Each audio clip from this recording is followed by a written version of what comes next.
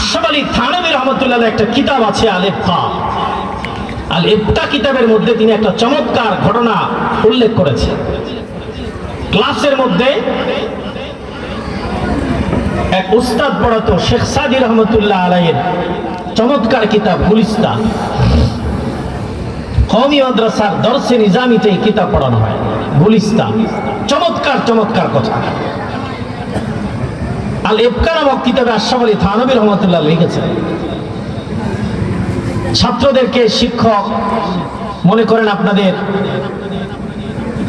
চৌধুরীহাট কেন্দ্রীয় মসজিদের খতিব সাহেব, এই মাদ্রাসার প্রিন্সিপাল মুহতামিম মাওলানা ইমরান সাহেব, তিনি গুলিস্তা পড়াচ্ছেন। ছাত্রদেরকে বোঝাবার জন্য বলছে, উৎসাহিত করার জন্য, যে বাবা আজকে যে পড়াটা তোমাদেরকে পড়াচ্ছি, এই পড়াটার দাম 1 লাখ টাকা। এটা 1 লাখ টাকা দিয়েও পাইবা না, অনেক দামি পড়া। আজকে যে পড়াটা দিচ্ছি এটার দাম 50,000 টাকা। একদিন এক কথা বলে ছাত্রদেরকে পড়ার দিকে মনোনিবেশ করছে, উৎসাহিত করছে। ক্লাসে কিছু ছাত্র থাকে সোজা, পড়াশোনা পারলেও একটু পেস গেস কম বুঝে। ক্লাস ছুটি হওয়ার পরে 1টা বেজে গেছে, ছুটি হয়ে গেছে, তো একটা ছাত্রের জুতা ছিঁড়ে গেছে। কি ছিঁড়ে গেছে? জুতা ছিঁড়ে গেছে।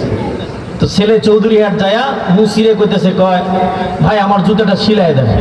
জুতা সিলাই দিচ্ছে। সিলাই করার পর মুচি বলতেছে 2 টাকা দাও।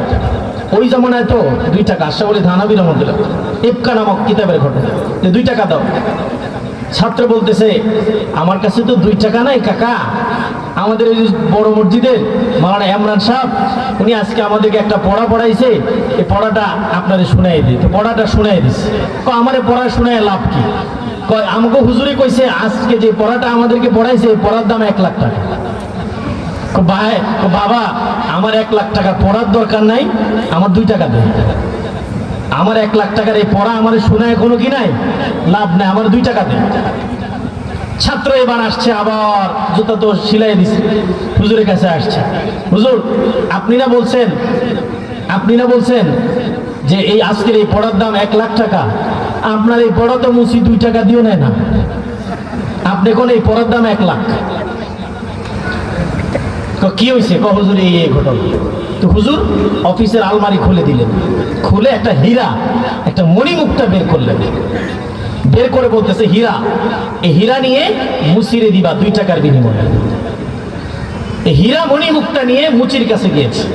মুচি সাহেব আমাদের হুজুর দিয়েছে, নেন, আপনার একটা হীরা দিয়েছে ওই জুতা সিলাই করার পরিবর্তে, 2 টাকার পরিবর্তে। হাতে নিয়ে মুচি তো আর হীরা চিনে না, মুচি তো আর স্বর্ণকার না, মুচি তো আর রাজা বাদশা না যে হীরা চিনবে। হীরা চিনে স্বর্ণকার, হীরা চিনে রাজা বাদশা। এটা ঢিল্লা দিয়ে ফেলে দিচ্ছে। ছোট্ট একটা পাথর নিয়ে আসছি, বড় একটা পাথর যদি নিয়ে আসতি তাও তো এখানে জুতা রাখা হাতুরা প্যারাক মারতে পারতাম, হাতুরা দিয়া। বড় একটা পাথর নিয়ে আসছি। ছাত্র এটা কুড়ে নিয়ে আবার আসছে মাদ্রাসা। হুজুর এই মণিমুক্ত তো মুসি 2 টাকার বিনিময় নেয় না, আপনি বললেন মণিমুক্তও নাকি অনেক দামি। কয় এটা চৌধুরীহাটের স্বর্ণকার দোকানে নিয়ে যা, কত কয় দেখ, বিক্রি করবি না। বুঝলেন না? স্বর্ণকার বলে এটা বিক্রি করবে? কহ কে দিছে? মাওলানা ইমরান সাহেব দিছে। কত? আপনি কোন কত? 50,000 দিব, দিবি? কয় না। 1 লাখ দিব, দিবি? আচ্ছা হুজুরের জিজ্ঞেস করে আস।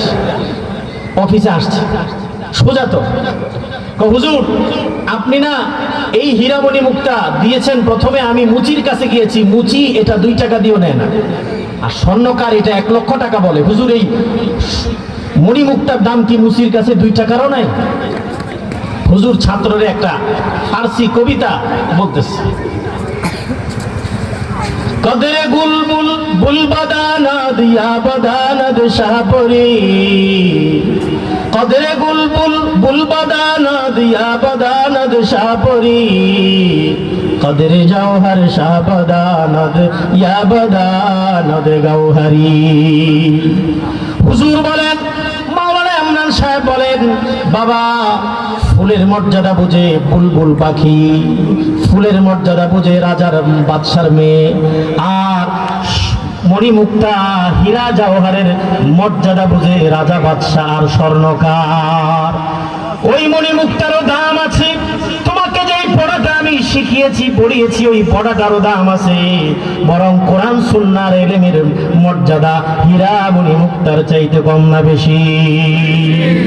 ওই মুচি মার্কা মানুষ যারা, সমাজের যারা চামার মার্কা মানুষ, তাদের কাছে ওই পড়ারও দাম নাই, হীরামণি মুক্তার মতো এই শিক্ষারও কোনো দাম নাই।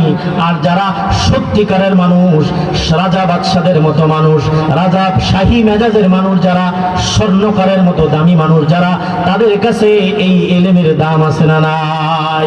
সমাজের যারা চামার মার্কা মানুষ, মুচির মর্তমান মানুষ, তাদের কাছে কোরআনের শিক্ষার, নুরানি পড়ার, মাদ্রাসা শিক্ষার কোনো দাম নাই, কারণ সে একটা চামার, সে একটা মুচি। ঠিক কিনা ধরে পড়ার দাম আছে না নাই?